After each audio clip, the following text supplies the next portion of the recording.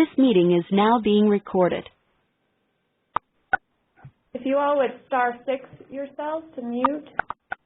And now that we're starting the PowerPoint, we can't see your chats, so if for some reason there are technical difficulties, please unmute yourself, *6 to unmute, and let us know if there is a technical difficulty.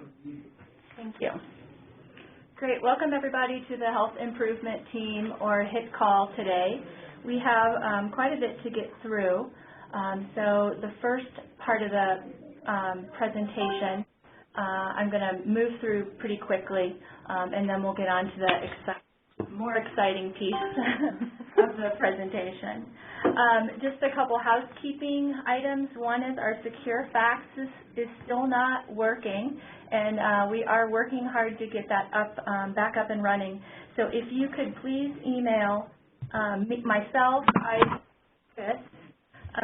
and let us know when you have faxed maybe a BCCP application, or if you have pathology reports, that would be great because it's not secure. So email us first, and then we can make sure that we're there to grab that patient health information.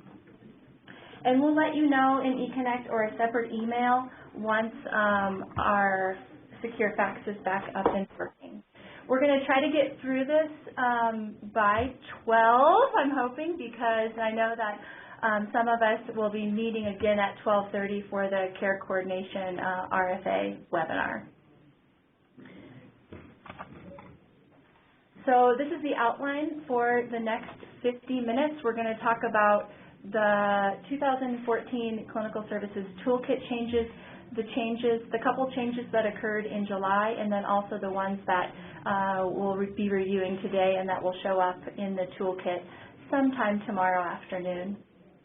And then the real exciting piece we're saving for the end, and that is to talk about the new screening mammogram policy and the details of releasing that today.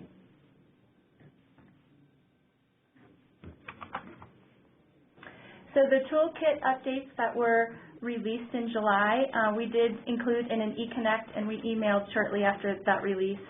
But I thought it would be a good idea to review those today, particularly the changes to, or the minimum education requirements that were added to the breast and cervical health education section. And then we're also going to talk about the clarification that was added to the screening for cervical cancer section, including what happens when testing is performed sooner than the recommended intervals. Excuse me. Yes. Our screen is blank, so I'm not sure if you're showing slides yet. We are showing slides. This is Oceana. Yeah, mine's blank too. Okay. Mine. Thank you. Not yours? Can someone see our slides? Now we can. All right. Well, you didn't miss much. Thank you. Very good. Just the outline. Perfect. Thank you for speaking up as requested. Now I can't move.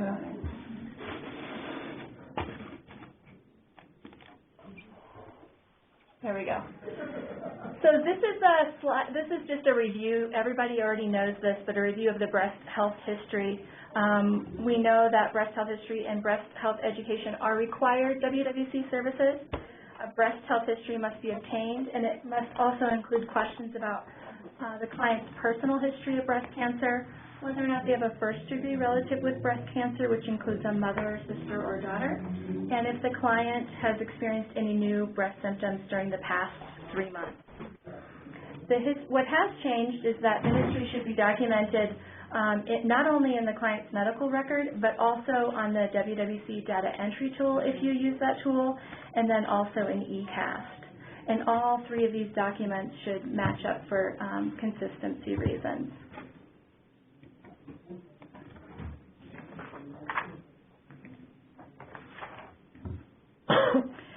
Breast health education must be provided in order to receive reimbursement for breast services that do not go beyond the level B1 of the bundled payment system.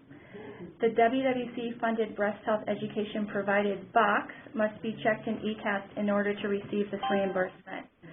So if you are obtaining the history and giving the education, but you've determined that a CVE and or a screening mammogram is not needed, you're still able to receive that V1 level reimbursement, which is $45. You just need to make sure that this box is checked in eCaST. And during chart audits, what we found is that sometimes this box isn't checked, so we just want to make sure everybody is aware of that so that you are maximizing your reimbursement. Both breast and cervical education may be provided by the provider or other trained staff, and it can be given in verbal or written form. This slide is kind of hard to see. Nick worked with me yesterday to get this up here, so I'm sorry that it's not very clear. But this is the medical history tab in eCaST, and it actually shows the boxes to check once the history and education has been completed. And I just wanted to point out in the middle of the right-hand side where the box is WWC funded breast health education provided. That's the box that needs to get checked.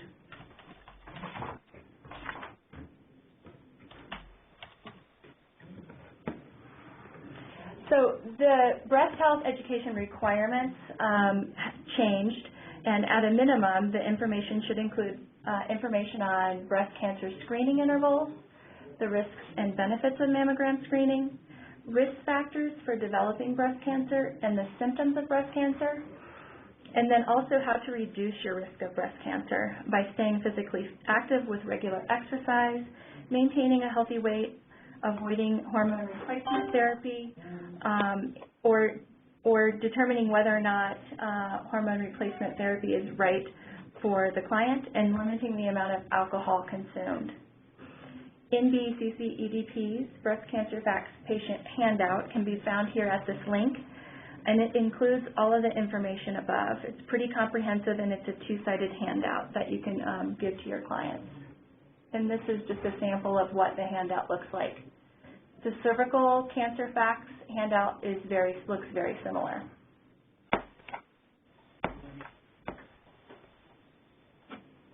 So let's move on to the cervical section.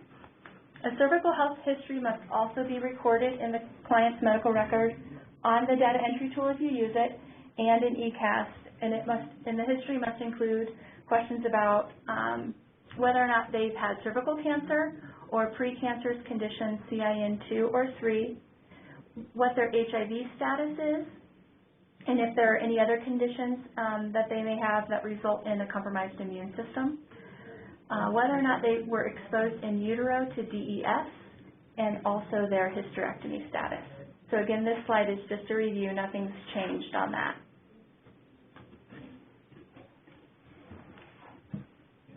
Cervical health education must be provided to receive reimbursement for services that do not go beyond level C1. For example, when a cervical health history is obtained and education is given, and it's determined that she doesn't need a pelvic or a PAP, you can still get a reimbursement of $45. So similarly with the breast health education, the WWC funded cervical health education provided box must be checked in eCaST to allow this to happen. This scenario is going to become more and more common as our PAP and HPV testing intervals. We continue with it every 3 to 5 years. We just don't want you to lose out on reimbursement for the education on a yearly basis when you've determined that they don't need a PAP, in 3 to 5 years.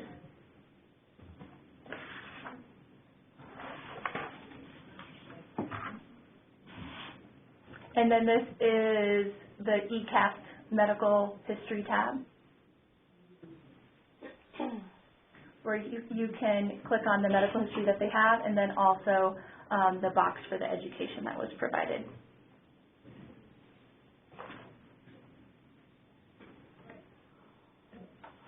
Okay. And cervical education should include at a minimum, and this is updated, so this was changed in the toolkit in July, information about cervical cancer screening intervals, options for cervical cancer screening, so that the cytology alone or the PAP test alone every 3 years, or co-testing, which is the PAP, and HPV every 5 years. You'll also want to include risk factors for developing cervical cancer and symptoms of cervical cancer, and how to reduce the risk of cervical cancer by getting the HPV, following up with the provider if a PAP test result is abnormal, not smoking, using condoms during sex, and limiting the number of sex partners. This is the link to the cervical cancer facts patient handout from NBCC EDP.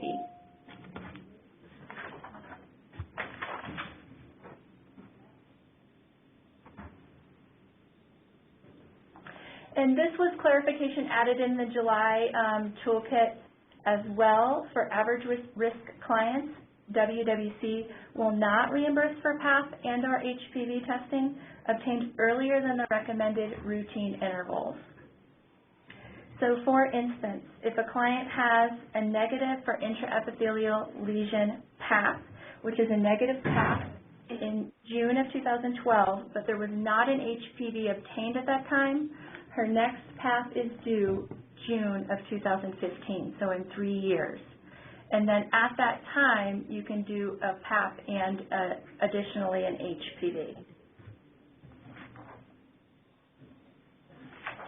One of the questions that I get asked a lot is this scenario. They have a negative PAP in June of 2012, and then they come back in another year, and providers want to just do the HPV, or they want to redo the co-testing, and we will not be able to reimburse for that.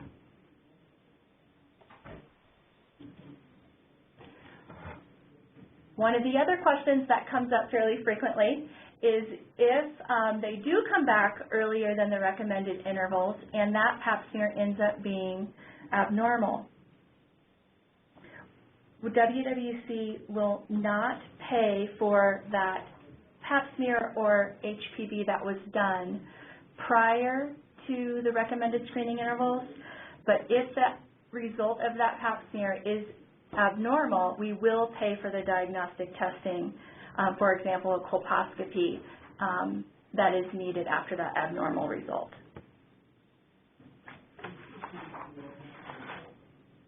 So I'm going to open it up quickly to any questions about those changes from the July changes. I have a question. Yes. So just to clarify, when you mean with routine screening, so it's 3 years if they have it. So if they had a PAP just with no HPV testing, it's 3 years, and we add HPV, so it can be like up to 11 months, right? So, example, she was supposed to come back June 2015, but she came back in May. We can do a PAP then, right? That's a great question, Oceana. We have had a little bit of discussion on our end about grace periods because that question is coming up, and I think it's just because our PAP intervals are so long. And so we do have a 2-month grace period. And so if it's due June of 2015, she could come back April of 2015, and we would cover that. And that actually is in eCaST too, so we'll catch it as an error if it's before that. Okay. Very good question. Any other questions? Okay, we will move on to exciting new stuff. All right, so next we're gonna talk about the newest toolkit changes that you are going to be receiving or will be posted on our website no later than tomorrow afternoon. There were changes to the first paragraph of the clinical services section, and then big, exciting changes to this screening mammogram section as well that we're going to spend most of the rest of the time talking about. So the first paragraph of the clinical services section, this is the ending of the opening paragraph on page 2. We added this statement: WWC policies are not intended to limit patient care or interfere with clinical decision-making of individual providers.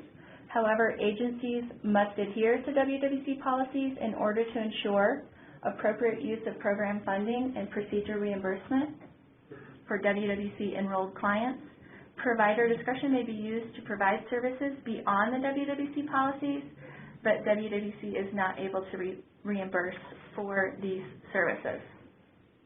Every patient situation is different, and in rare cases, a client's clinical case, as you all know, will not fit within our WWC policies. They may need additional or different diagnostic testing than what our WWC guidelines state or allow. So this statement was added just to clarify that if the provider determines a procedure is needed outside of WWC policies, the provider should use their clinical judgment, and then also be sure to let the client know that WWC may not be able to reimburse for these procedures or services.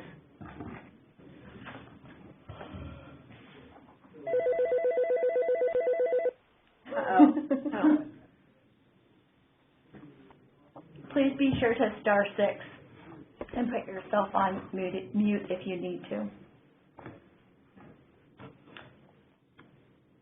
Okay.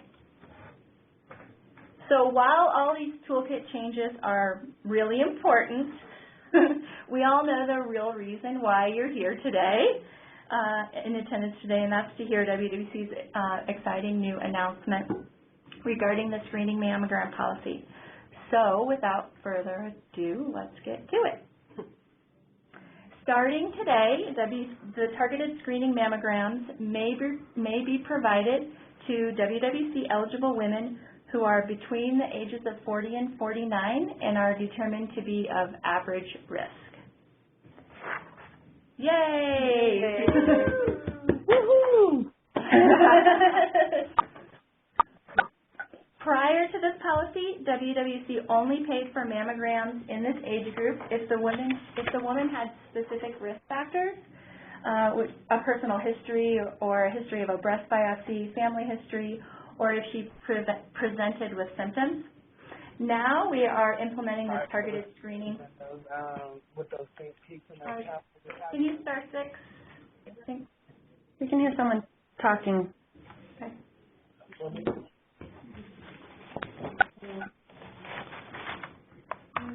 Are we good? I think we're good. Okay. Okay, we're good.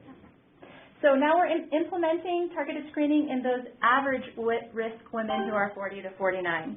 This policy more closely aligns WWC's breast screening policies with the U.S. Preventive Services Task Force, or USPSTF guidelines for this population.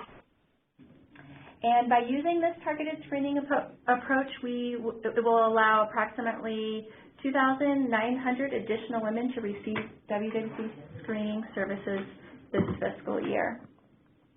This policy does go into effect today, and as I said before, the updated toolkit will be posted on the website tomorrow.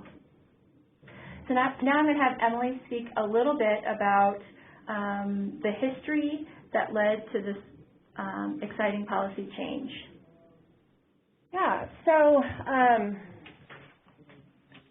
I guess this came from you all. When Shannon was doing her stakeholder feedback process, even though this was not an option that we gave as one of our priorities, we heard clearly through the surveys and focus groups about a need for increased ability to screen women, do mammography screening in women ages 40 to 49.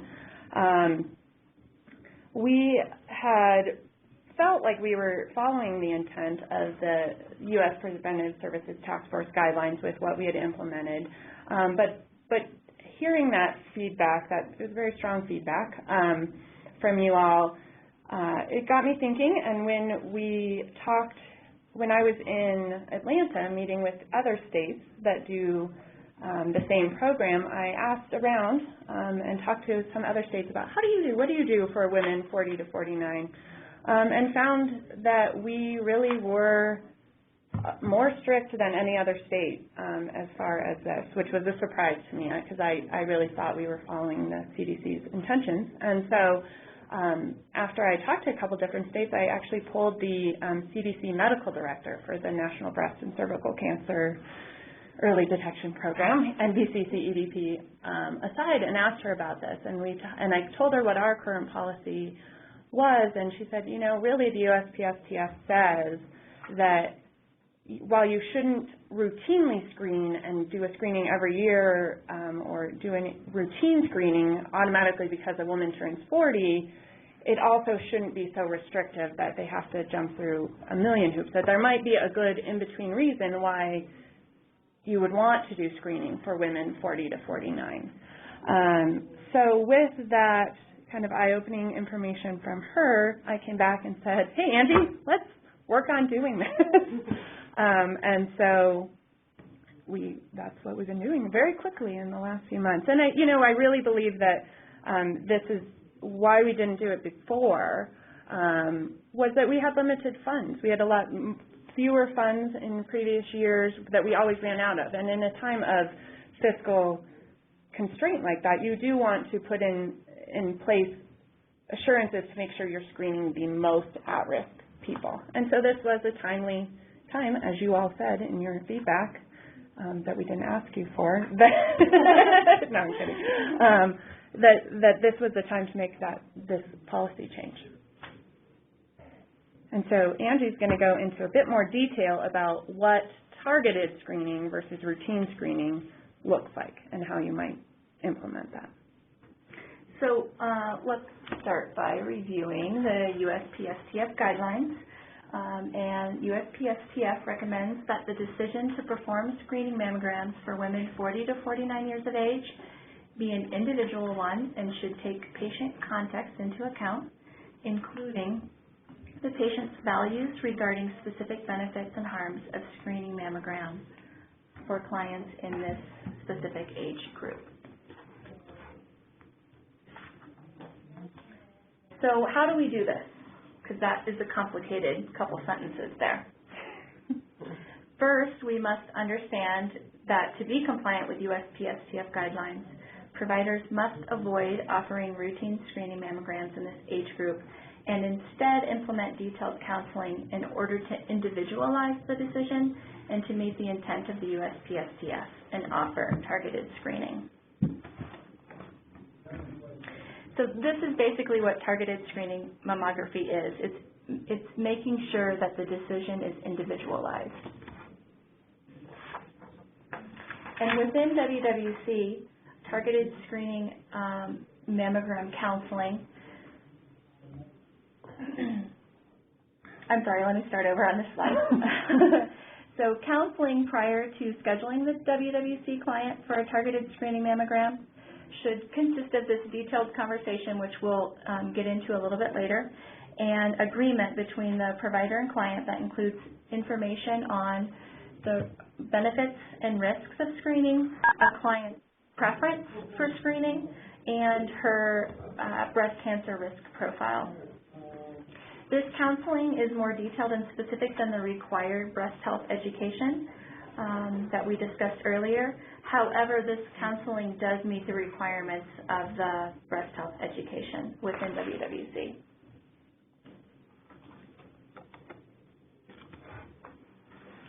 Targeted screening mammogram counseling must include this specific information.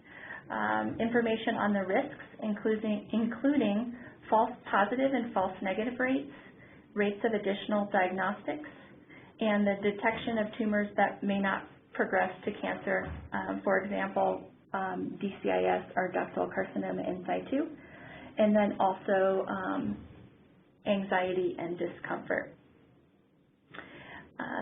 The counseling must also include the specific benefits of screening mammography, which include a decreased risk in breast cancer mortality, and if diagnosed with breast cancer, the need for less aggressive treatment. After a discussion of the risks and benefits, some women with no family history of breast cancer will elect to wait until age 50 to start screening mammography, but others, as we know, may not be comfortable doing so. If a woman between the ages of 40 and 49 decides not to have a mammogram, that it's not the right decision for her, she and her provider should readdress the issue every 1 to 2 years.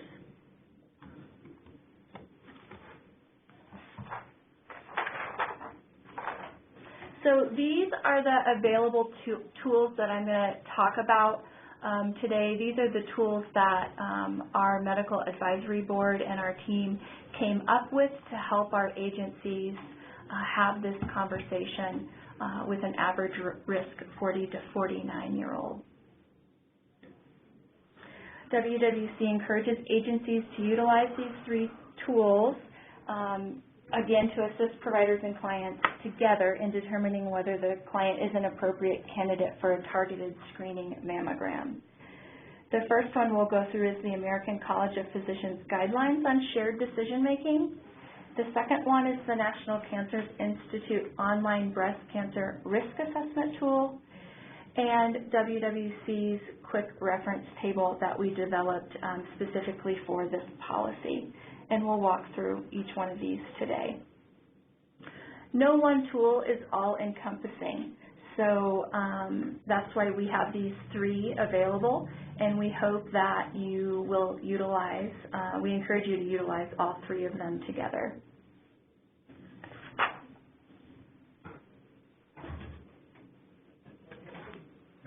The ACP guidelines for shared decision-making were developed.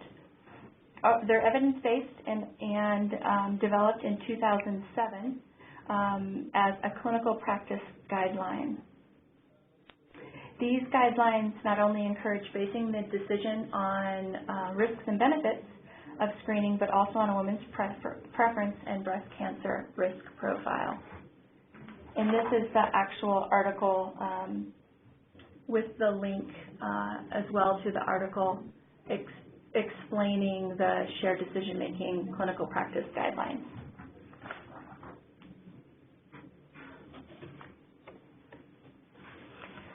The decision-making, how ASCP did this was they presented 4 recommendations for women between the ages of 40 and 49.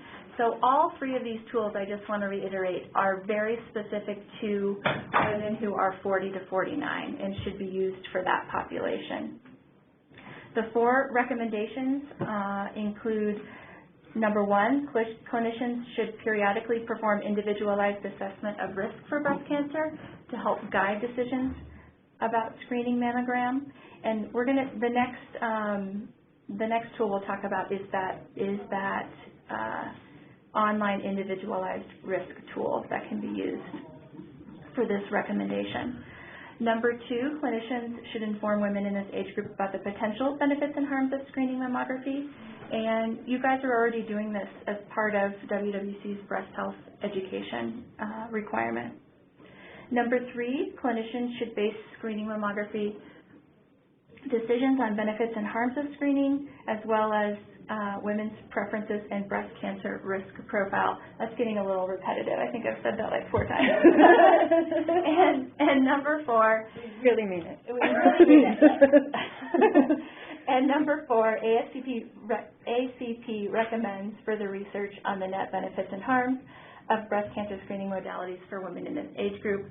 And this doesn't necessarily pertain to us, but we know that further research is definitely being done currently to help with this decision.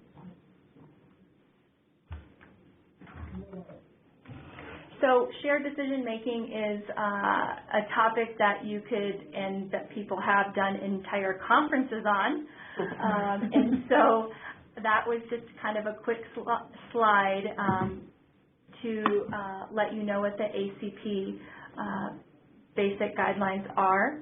And then this is another resource from the USP-STF regarding shared decision making as well. So this is not one of the 3 tools initially that we encouraged, but I did review this during this past week and think I think it's a great resource as well.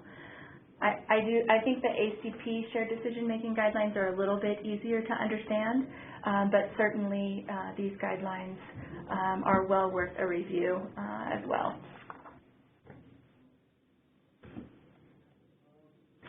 So the second tool that we're encouraging is the National Cancer Institute's Breast Cancer Risk Assessment Tool.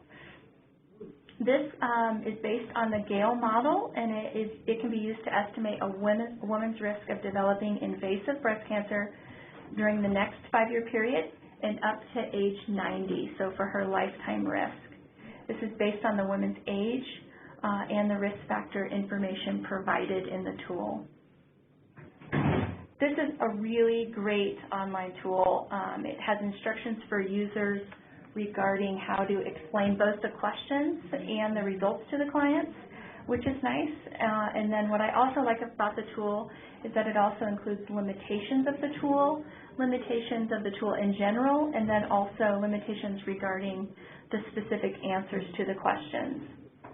So again, this tool is really focused for the 40 to 49-year-old age group that does not have a personal history of breast cancer, a family history of breast cancer, or either of the BRCA gene mutations.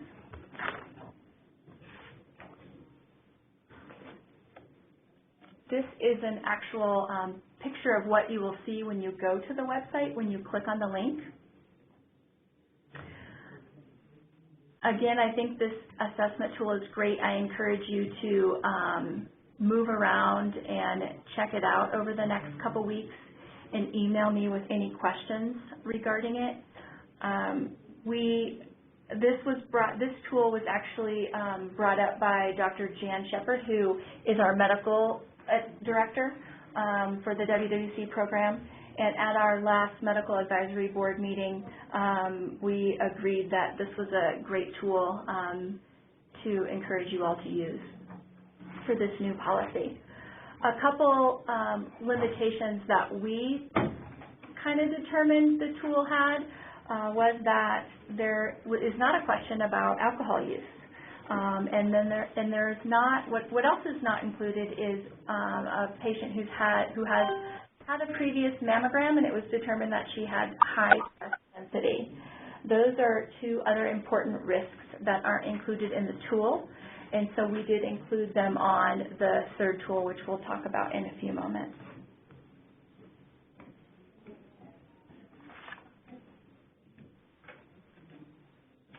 So what you will do is you will go through each one of these questions. And so does the woman have a medical history of any breast cancer, DCIS, LCIS, or has she received previous radiation therapy to the chest for treatment of Hodgkin lymphoma? And all the answers are yes or no to the first few questions. Once you have gone through all the questions on this page, you will see this orange calculate risk. And once you click that, it will take you to the next page that calculates your risk and gives you a percentage. Again, the tool gives you those overall limitations of the risk assessment, but there's also some specific limitations. So for example, if you choose on this page, what is the woman's race or ethnicity? If you choose Asian American as your answer, once the risk has been calculated,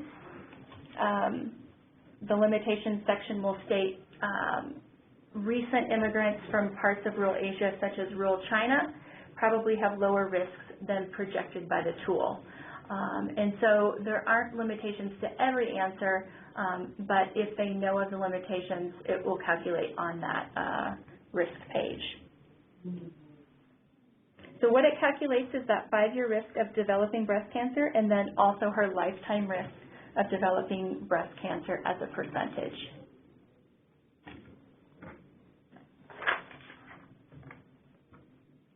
The third tool that was developed specifically for this policy is WWC's Quick Reference Table.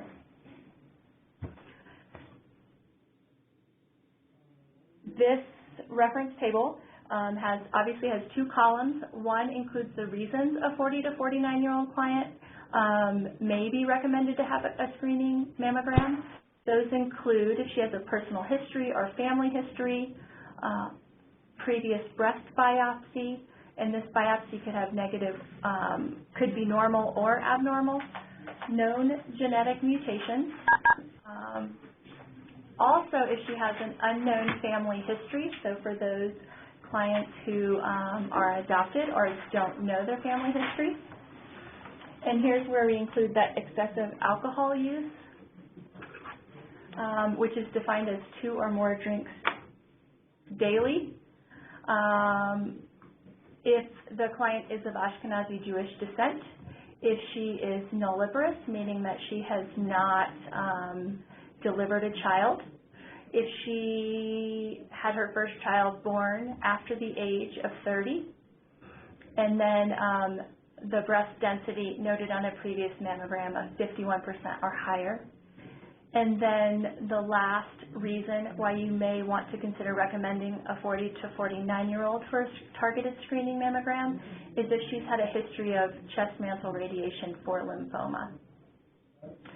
In the other column, I see that it reads reasons a 40 to 40-year-old client may not be recommended, so I will change that to 40 to 49. Hopefully we'll post it. All right, we're going to mute everybody. I'm going to put up on it. We're having some music come through. Or not. We're unmuted. Whoever just muted us, we got music. Put us on hold. Or put us on hold, actually, I guess. Okay. So reasons for a 40 to 49-year-old to maybe not be recommended for a targeted screening mammogram is that if the client has no identifiable factors for increased risk, that she is hesitant about the possible harms of screening mammography, or that she feels the possible harms are greater than the benefits in her particular case. Hi, this is Leticia. Yeah, hi Leticia. Hi. So if a woman is in hormone replacement but doesn't have any other risk for breast cancer, is it advisable to recommend a screening? I think that if she's on hormone replacement therapy, it may be more of a reason for her to have a targeted screening mammogram, but it is not necessary in order to refer her. That's not a reason to refer her. Again, it's that shared decision making with the provider and the client. So it's truly up to the provider and client to make that determination. Does that make sense? Yes, thank you. Okay.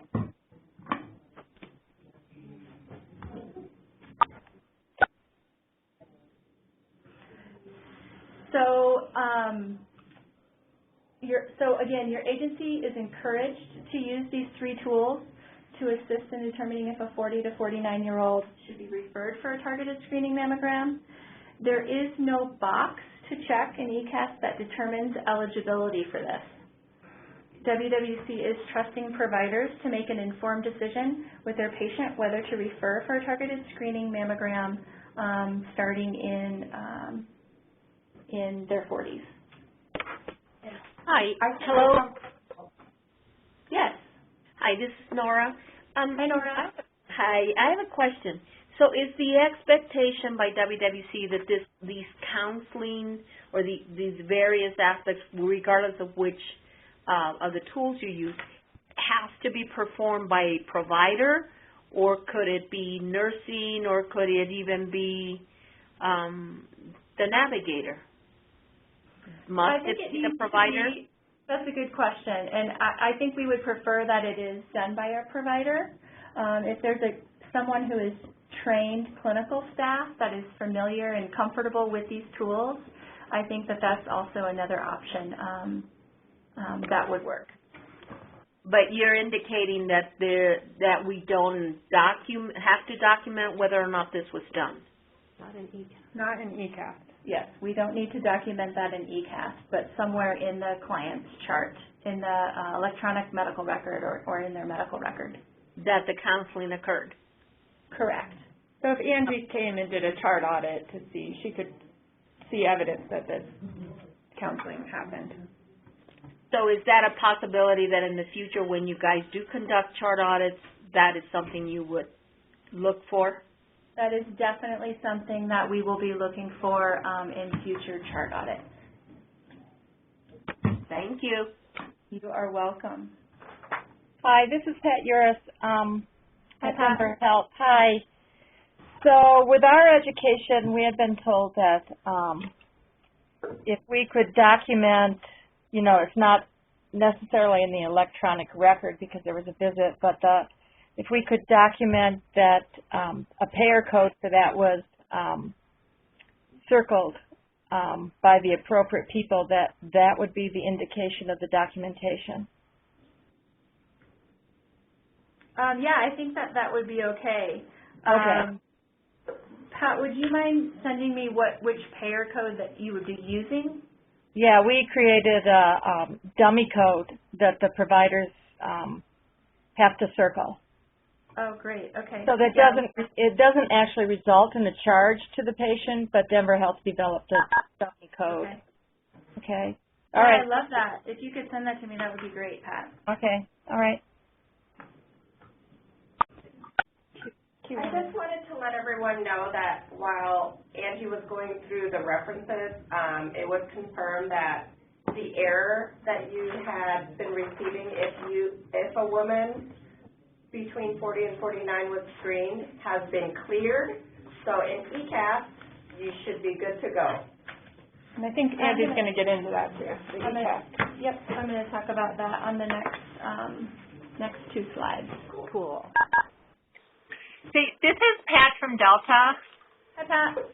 Hi, and you know, on all of my radiology reports that I receive from the hospital, it does say, they do make a statement that yearly screening mammograms recommended beginning at age 40 by the American College of Radiology. So, how are we going to incorporate that? Well, we won't be able to incorporate that because we really do not recommend, we really are not recommending routine yearly screening mammograms.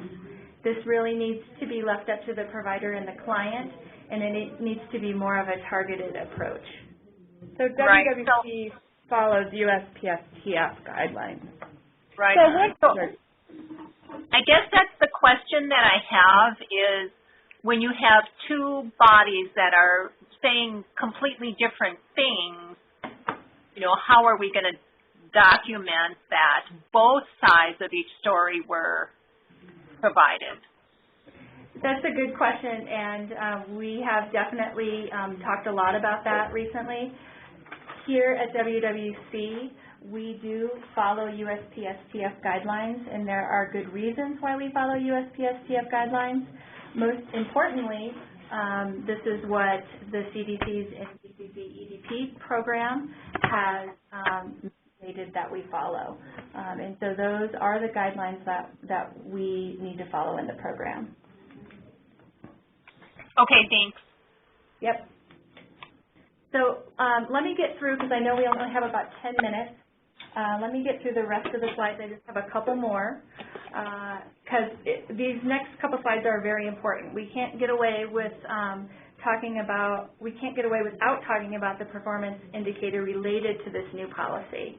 Meeting the CDC's screening core performance indicator for mammograms continues to be a priority for the WWC program. This indicator states that at least 75% of all mammograms performed should be provided to clients who are 50 years of age and older. So this indicator does not change with this policy. And we encourage recruitment efforts to continue to focus on this 50 and older priority population. And then, as Q mentioned earlier, we also, anytime there's a policy change clinically, we need to make changes in eCaST as well. So you will notice the following changes that started today. The eCaST error, clients in their 40s ineligible for screening mammogram, has been deleted. And it is confirmed. It was just done about 20 minutes ago. Yay! So you might get rid of some errors today without doing anything. That's wonderful. WWC will also update all the screenings for this fiscal year starting June 30th to clear out existing cases with this error. Oh, yeah, we already did that. Okay.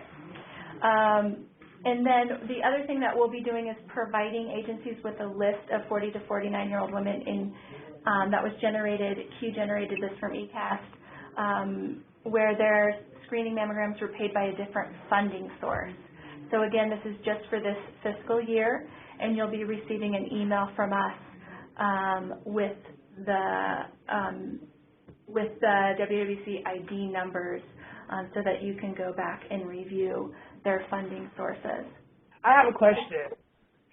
Sure.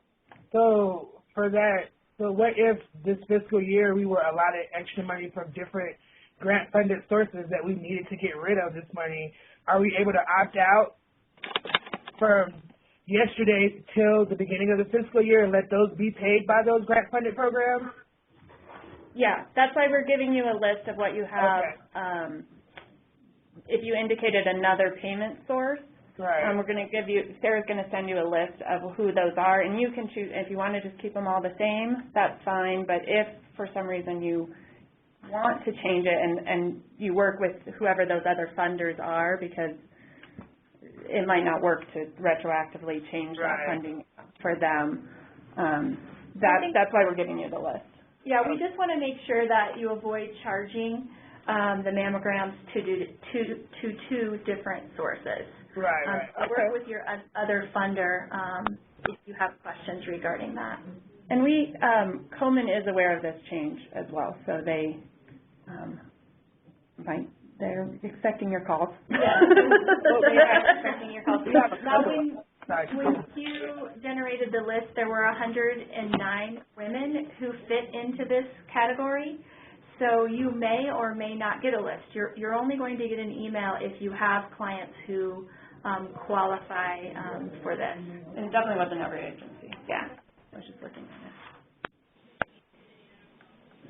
it. All right. So in summary, this policy does not state that all women 40 to 49 should have routine screening mammograms. The USPSTF does not recommend that everyone in this age range have routine screening either. Instead, every woman in this age group should consider the risks and benefits of screening as they apply to her, and really have an open and honest discussion between the provider or other trained clinical staff and the client to come up with the determination. So please let me know if you feel like you can shoot me a quick email or call me if you want to walk through the tools together, and or if you think there is a need or a want for further training on these tools. I'm happy to find someone to either help with that training or develop something myself to help us with this new policy.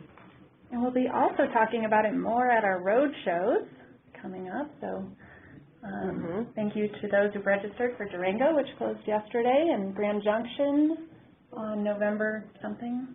October 30th. No, when's the no? Oh, it's on November 13th. Registration closes October 30th or so. And then we'll be coming to Fort Morgan, Denver, Pueblo, probably in the winter, spring months, so more discussion to be had. So we have about 5 minutes. We can open it up to further questions regarding the policy, if anybody has any. This is Ellen from the outreach. I just have one question.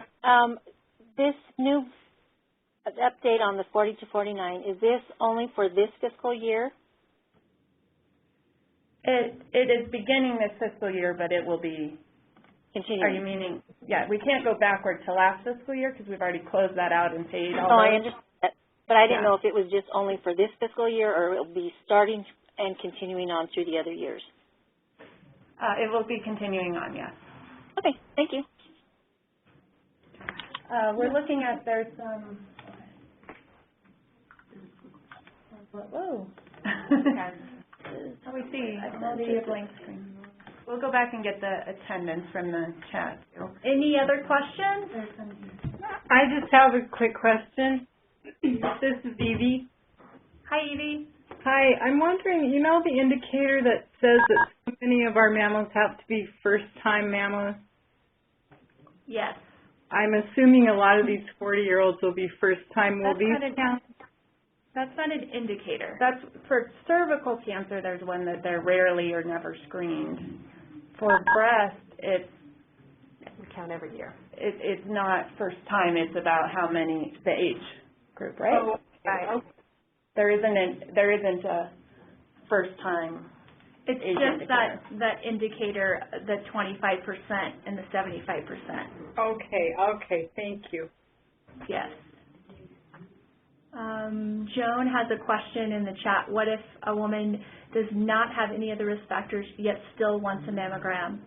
Or if the PCP submits an order for a screening mammogram with none of these risk factors? So, it's a targeted screening mammogram. She doesn't necessarily have to have risk factors in order to get the mammogram. It's really about that the detailed conversation, a meaningful conversation, and what is right for that client. So we're not saying that she could not have a mammogram. If she is worried about her risks but doesn't have any risks, then that is a reason to have a targeted screening mammogram. Yeah, if there's an order. Joanne, does that answer your question if you're still on? It does answer, thank you. Okay, you're welcome. So Again, this is really up to the provider and the client, and there is no, there's no box to check. What we're going to be doing is kind of checking in with our informatics team to check on where we are in that percentage. Are we nearing the 25% of women that are 40 to 49, or are we over that? So we'll be monitoring that during this fiscal year. So I have a quick question. This is Nora. So if a woman verbalizes upon enrollment that she really would like to have a screening, a mammo screening, and she's in that age group, do they still have to go through the counseling with the provider? Yes, they definitely still have to go through the counseling with the provider. And I think that's really the whole point of this, is that we don't want to just open it up to routine screening mammogram for this age group and everybody now 40 to 49 gets one. We really want it to be, there needs to be some dialogue between the provider and the client or the trained clinical staff so that they know what the risks and the benefits are and that they're okay with that. Again, there will be some 40 to 49-year-olds who choose not to have a screening mammogram, and that's okay. This is Claire with Sunrise. I'm wondering if you could provide more guidance on how they need to document this counseling session. So, again, there's no documentation in eCaST. But in EMR. Yeah, in the EMR. I think it's really up to your individual agencies how you want to document that. It could just be a checked box that detailed counseling or detailed conversation had regarding targeted screening mammogram. I think it's up to your agency and leadership to determine how you do that. But just know that when we're doing the chart audits, we will be looking for some sort of documentation stating that there was some shared decision-making happening. So maybe we could, since we've hit time, I think there's a couple other questions if you're willing to stay on for a few minutes, but maybe we could do the roll call. Maybe Sarah could go because she has set up for the next webinar. And we can just finish up roll call in case people need to go and hang up, and then we'll just stay on for another maybe 5 minutes to just answer any remaining questions. And you can always email Angie and talk to Angie. Joanne, we see your comment, and we'll talk to you about your situation too. So, Family Health Services, Community Health. Community Health Aspen here, Jennifer. Thank you.